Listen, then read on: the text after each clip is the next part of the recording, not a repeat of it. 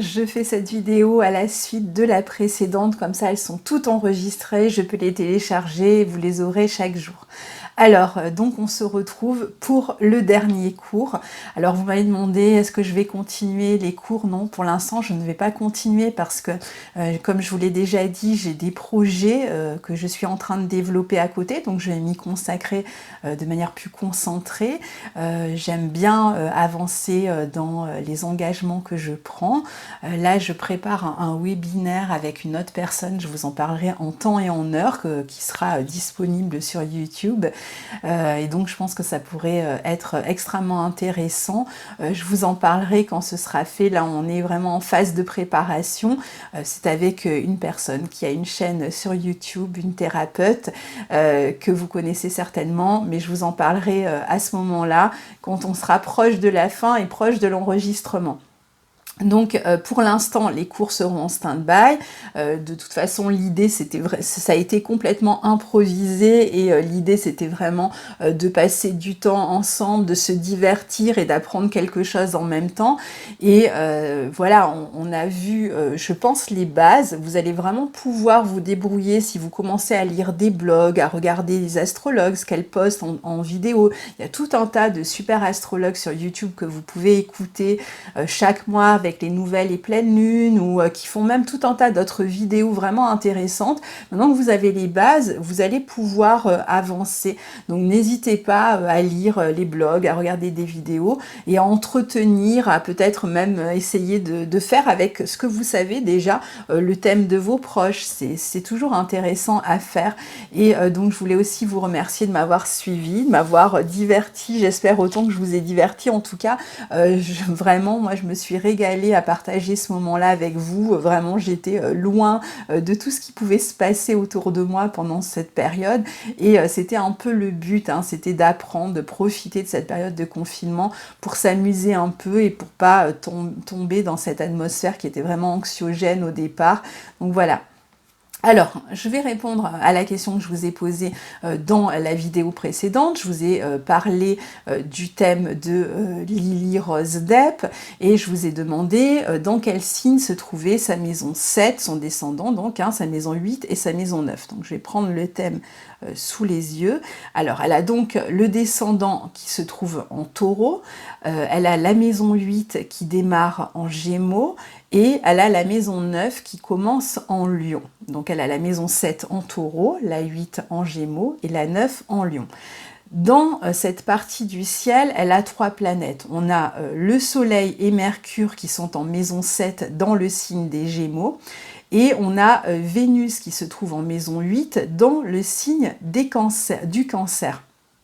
On voit, si vous connaissez le nœud nord, vous voyez qu'il y a aussi le nœud nord dans le signe du Lion, dans sa maison 9. Alors ensuite, je vous ai demandé quelles étaient les planètes dominantes, d'après vous, dans son thème. Donc cette fois-ci, on prenait tout le thème. Alors, vous voyez qu'elle a, dans les maisons angulaires, elle a 3 planètes. Elle a Pluton en maison 1, et elle a le Soleil et Mercure en maison 7.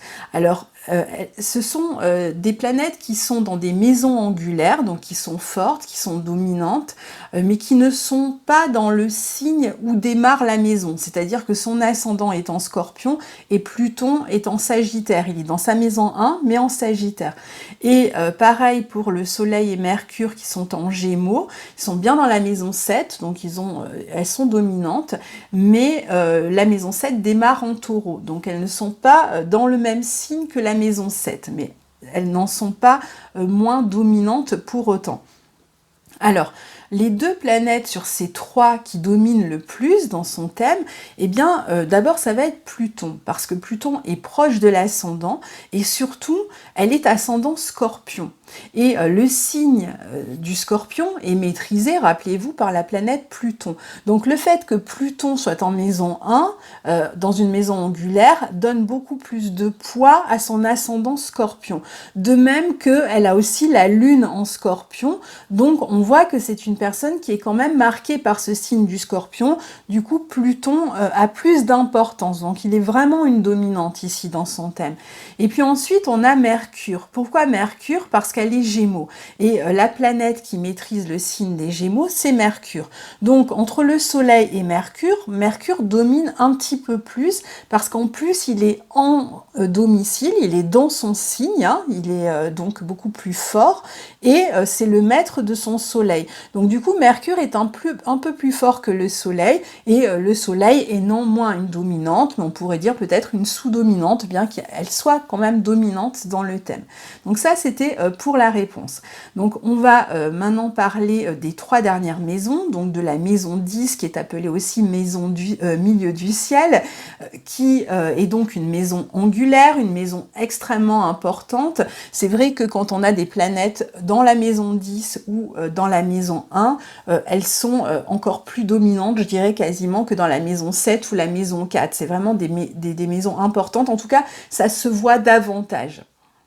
Alors, dans la maison 10, c'est une maison sociale qui représente nos buts sur le long terme, qui va représenter notre carrière. La maison 6, c'était le travail, mais avec ce côté un petit peu obligation ou tâches répétitives au quotidien. Donc ce qu'on va faire dans le travail, de quoi est fait notre travail et qui se répète comme ça. Mais la maison 10, c'est plus la carrière, si vous voulez. Hein, c'est presque, ou la vocation, par exemple, hein, pour certains. Donc la maison 10, c'est vraiment les grandes orientations, notre position sociale. Certains vont dire c'est le chemin de vie, c'est le destin, hein, pour certains, cette maison 10. C'est la maison des responsabilités, la maison des réussites, la maison du succès, la maison des honneurs aussi, cette maison 10. En gros, c'est la maison de notre réalisation sociale, de notre accomplissement. Et on va avancer dans cette direction selon la coloration du signe dans lequel se trouve ce milieu du ciel. Donc tout dépend de où tombe la cuspide, le début, hein, dans cette maison 10, dans quel signe se trouve la cuspide. Donc ça va nous donner des indications. Donc c'est la maison qui représente notre relation d'une certaine manière, comment nous agissons, comment nous imposons dans le collectif. C'est la maison qui est reliée aussi à tout ce qui est figure hiérarchique, le patron, le chef, la grande entreprise dans laquelle on travaille. Et ça va être aussi la maison du père. Hein. Rappelez-vous que la maison 4 était reliée à la mère, et la maison 10 en général est représentée, enfin symbolise le père.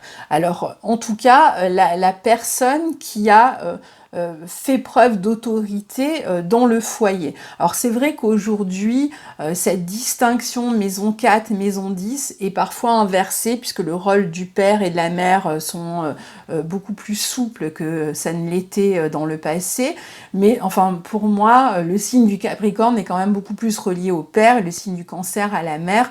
Donc je continue à garder maison 4, quel que soit le sexe, hein, maison 4, maison de la mère, et maison 10, maison du père. Après, si vous avez envie d'inverser, pourquoi pas, si vous le sentez comme ça quand vous regardez un thème. Hein. Ça arrive dans certains thèmes, on se dit vraiment, c'est certainement la mère qui a été la figure d'autorité dans le thème, on le voit. Alors peut-être que le père a été absent, peut-être qu'il est resté en retrait. Donc ça va vraiment dépendre du thème, de comment vous le sentez. Alors la maison 11, ensuite c'est la maison, une maison succédante, qui est donc reliée à cette maison 10, qui vient appuyer cette maison 10, et qui va nous parler des relations avec le collectif. Donc là, on était dans la carrière, dans comment on s'imposait, hein, sur le plan de la collectivité, quel était notre but, hein, finalement, sur le plan social. Et maintenant, on va voir un peu les relations que l'on entretient avec les autres au niveau social dans la maison 11. Donc, ça va être la maison qui est reliée aux amis, la maison qui est reliée à tout ce qui est réseau humain, mais ça va être aussi réseau informatique, n'importe quel type de réseau. Comme ça, en plus, la maison qui est en analogie avec le signe du Verseau, on a souvent, par exemple, soit des personnes qui travaillent avec une clientèle qui ont des planètes en maison 11, ou alors des personnes qui vont, par exemple, travailler dans le domaine de l'aéronautique, qui vont être hôtesses de l'air ou ce genre de choses, et qui vont, puisque en fait elles font le réseau, enfin elles sont sur un réseau de trajets hein, entre deux villes, entre deux pays, etc. Donc on est sur un réseau aérien là, mais voilà, on va retrouver souvent des planètes dans cette maison 11. Alors après, ça va être aussi tous les réseaux, les clubs, si vous voulez, auxquels on fait partie, le Rotary Club ou les confréries, les fraternités, ça va être vraiment n'importe quel. Ça va être les syndicats, par exemple, les associations, alors pas les associations je m'associe avec quelqu'un, mais les associations caritatives, humanitaires, toutes les associations sont représentées, le secteur associatif, si vous voulez, est représenté par la maison 11. Ça va être aussi la maison des projets, donc des projets que je fais avec les autres, hein, des projets que je fais avec le collectif. Ça va être aussi la maison de l'argent que l'on reçoit de son travail aussi, un petit peu comme la maison 2. Donc là, il y avait la carrière et c'est les ressources que je reçois, surtout dans un métier où on est indépendant. Souvent, c'est l'argent que l'on reçoit d'un métier indépendant. La clientèle aussi, hein, ça peut représenter, comme la maison 3 d'ailleurs. C'est aussi donc la relation au groupe, comment j'interfère avec le groupe selon le signe dans lequel se démarre cette maison 11. Et ça va être vraiment les grands groupes. Contrairement à la maison 3 où c'est les petits groupes, la maison 11 représente les grands groupes. C'est la maison des protections, la maison des aides, des personnes qui vont venir en fait pour vous aider à frayer finalement dans le collectif. Donc voilà pour cette maison 11. Et puis, on passe à la maison 12, qui est, avec la maison 8, une des maisons un peu plus difficiles à décrypter. Ce sont toutes les deux d'ailleurs des maisons un peu de l'ombre, de l'inconscient, donc elles sont dotées d'un certain mystère, d'où la difficulté aussi à accéder à ces maisons. Alors justement, la maison 12, donc c'est une maison cadente, alors par exemple, c'est la maison des épreuves. Alors, beaucoup parlent de maison karmique en fait. Si vous avez des planètes dans cette maison 12, c'est que vous avez quelque chose à régler dans ce domaine qui est représenté par la planète. Si c'est Vénus, hein, c'est peut-être des questions karmiques à résoudre avec la vie relationnelle ou avec l'argent ou avec le plaisir ou avec la vie artistique par exemple. Hein. Si c'est la Lune, ça peut être des questions karmiques à résoudre avec la relation à la famille ou la relation à la mère, etc. etc. Donc c'est vrai qu'elle est souvent représentée comme une maison karmique où on a quelque chose à résoudre dans cette maison-là avec la planète qui s'y trouve ou les planètes qui s'y trouvent quand on en a plusieurs. Cette maison 12 donc va représenter les grandes épreuves et comment on réagit à ces épreuves dans la vie. Comment on se relève des épreuves, comment on aborde les épreuves quand on rencontre des épreuves. On rencontre tous des épreuves à un moment donné dans notre vie, et bien comment on les vit en fait ces épreuves. C'est aussi une maison qui va représenter tout ce dont on est séparé. Alors par exemple, si vous avez la Lune dans la maison 12, il est possible, c'est pas une obligation, mais il est possible, soit que vous ayez été séparé à un moment donné de votre mère dans l'enfance, ou éloigné, ne serait-ce que pendant un certain temps, soit que vous ayez eu du mal à entrer en contact sur le plan émotionnel avec votre mère ou avec votre famille, soit que vous par exemple, soyez en train de vivre dans un autre pays et que vous viviez loin de votre pays natal, loin de votre famille ou loin de votre mère. Donc vous êtes peut-être séparés en fait de votre pays natal, ou alors volontairement ou pas parfois, hein, ça dépend des thèmes.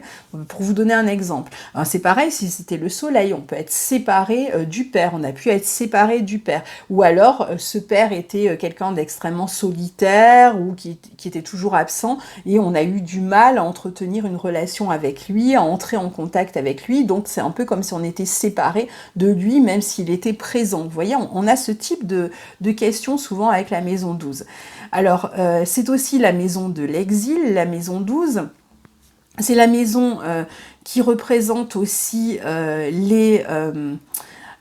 tous les lieux fermés et de souffrance. Donc ça va être les prisons, les EHPAD, les hôpitaux, hein, cette maison 12, mais c'est aussi tous les lieux fermés qui sont reliés à la spiritualité, donc les monastères, etc. C'est aussi la maison 12. C'est aussi la maison de la solitude. Alors, ça va être la solitude du chercheur dans son laboratoire, ou ça va être la solitude de l'écrivain qui reste chez lui parce qu'il écrit et qu'il a besoin de s'isoler. Donc, cette maison 12 est reliée à une forme de solitude. Et en général, si on a une planète personnelle dans cette maison 12, on apprécie à un certain degré la solitude aussi, hein. C'est pas forcément subi, hein, cette solitude, elle peut être subie, mais on peut la choisir aussi, hein. Donc la maison 12, c'est aussi la maison de tout ce qui est en gestation. Alors surtout quand vous avez des transits dans cette maison 12, souvent vous êtes en train de préparer quelque chose, hein, c'est en gestation, alors ça peut être au sens propre, hein, vous êtes enceinte par exemple, hein, ou alors vous êtes en train de préparer un projet, par exemple quelqu'un qui écrit une thèse, donc qui a besoin à la fois de se cloîtrer, d'être seul pour pouvoir écrire et qui prépare un projet qui va sortir plus tard, eh bien ça va être représenté par cette maison 12. Donc il est en gestation, il est en train de travailler sur un projet. Ça va être la maison de la recherche aussi, de tous ceux qui recherchent quelque chose et qui n'ont pas encore découvert. Alors, quand on sort de la gestation, les planètes souvent passent sur l'ascendant. C'est le moment où ce qui était couvé ou ce qui était en gestation, eh bien, sort, naît en fait. Hein, c'est la naissance, hein, comme l'ascendant, c'était votre naissance. Eh bien, en transit, quand une planète termine de passer dans la maison 12 et arrive sur votre ascendant, parce que vous aviez préparé pendant le transit de la maison 12, eh bien, va naître, va être visible, hein, comme vous, quand vous naissez, votre ascendant, ça y est, vous arrivez au monde, vous sortez, vous coexistez avec les autres, avec le monde, eh bien c'est la même chose qui va se passer pour vos projets. Alors, la maison 12, c'est aussi la maison des rumeurs, et alors tout ce qui est associé, hein, ça va être les ennemis cachés, les commérages, les rumeurs, donc en général, vous n'en avez pas beaucoup conscience quand ça se passe, et il va falloir attendre l'appareil, hein, que les planètes arrivent sur l'ascendant pour que vous appreniez qu'il y a quelqu'un qui a parlé ou agi dans votre dos, par exemple, hein. Donc la maison 12, c'est aussi la maison donc je vous l'ai dit, hein, les laboratoires, la médecine, mais au sens les grandes maladies. Alors la maison 6, c'était les maladies chroniques, les petites maladies chroniques, et la maison 12, c'est vraiment les grandes maladies aussi. Coupé, je reprends. Donc je disais que la maison 6, c'était la maison des animaux domestiques, donc plus petits que soi. C'est la maison des vétérinaires aussi, par exemple. Et la maison 12, ça va être plutôt ceux qui vont travailler avec les grands animaux dans des réserves où il y a des tigres, des gorilles ou ce que vous voulez. Et ça va être la maison donc qui va représenter le fait de travailler avec des animaux plus grands que soi cette fois-ci. Donc voilà pour cette maison 12. C'est la maison du dévouement aussi, du sacrifice. Donc voilà, on a fait le tour. Donc ça y est, on a terminé nos cours, en tout cas cette première partie, comme je vous l'ai dit. Si de temps en temps je trouve un petit moment pour ajouter quelques vidéos, il y a Marie-Eva qui m'a demandé si je pouvais parler des transits. Alors les transits, c'est encore une étape au-dessus. Je peux vous dire en tout cas que vous avez votre carte natale qui est comme une photographie du moment de votre naissance, hein. Donc c'est vraiment vraiment la carte, là où étaient situées les planètes au moment où vous êtes né, hein, eh bien, les planètes ont continué, elles ne sont pas figées, elles ont continué sur leur orbite, hein, elles ont continué à avancer, et c'est ce qu'on appelle les transits, c'est-à-dire que, admettons que vous ayez votre Soleil en Gémeaux, et que Jupiter, à un moment donné, eh bien, passe en Gémeaux, hein, dans son orbite, il va passer dans le signe des Gémeaux, donc à un moment donné, il va passer exactement sur le point qui correspond à l'endroit où se trouvait votre Soleil à votre naissance, eh bien, on va dire que Jupiter transite votre Soleil, c'est-à-dire qu'il va passer sur le point où était le Soleil le jour où vous êtes né. Donc, il va réactiver votre Soleil, et ça s'appelle un transit. Alors, c'est pas seulement... voilà, c'est beaucoup plus large. Je vais pas rentrer là-dedans, parce que si je me lance, ça serait un cours à part entière. Et puis, on n'en est pas du tout encore là, mais j'espère que vous avez compris l'idée, Marie-Eva. Donc voilà, merci à vous tous d'avoir suivi ce cours. Je vous retrouve bientôt pour les livrets. J'ai reçu plein de mails. Je suis super heureuse parce que ça va pouvoir être plus consistant, et on va vraiment pouvoir comparer. Plus je reçois de réponses, et plus on aura... quelque chose qui fait sens, hein, pour ce livret. Et puis bon, vous me retrouvez de toute façon pour les nouvelles pleines lunes. Je vais faire une vidéo sur Mars qui va rétrograder, donc je ferai ça, j'attends peut-être encore un mois, et puis je vous donnerai cette vidéo. Il y aura d'autres vidéos encore. Je vais reprendre les horoscopes en juin, juillet et août, parce que ça m'a été beaucoup demandé, donc pendant 3 mois, je vais reprendre les horoscopes, signe par signe et mensuel. Et puis bon, voilà, il y aura tout un tas de projets de toute façon, et comme je vous l'ai dit, quand je pourrai ajouter une petite vidéo sur ces cours, je le ferai. Je vous souhaite à tous un bon retour au travail, et puis à très bientôt. Au revoir.